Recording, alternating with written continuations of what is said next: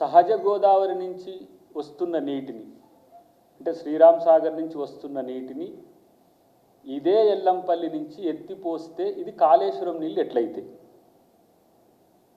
మలన సాగర్ ఆ రోజు 10 టీఎంసీల సామర్థ్యం కావచ్చు, దాన్ని 50 టీఎంసీ చేయవచ్చు. కొండపోచమ్మ 5 టీఎంసీలు కావచ్చు, దాన్ని 17 టీఎంసీ చేయవచ్చు. రంగనాయకమ్మను 15 టీఎంసీలు చేయవచ్చు.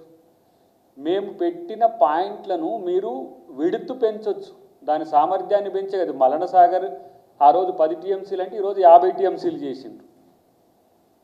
కానీ చేవెళ్లను, వికారాబాద్ జిల్లాను నట్టేట ముంచింది బీఆర్ఎస్ కాదా?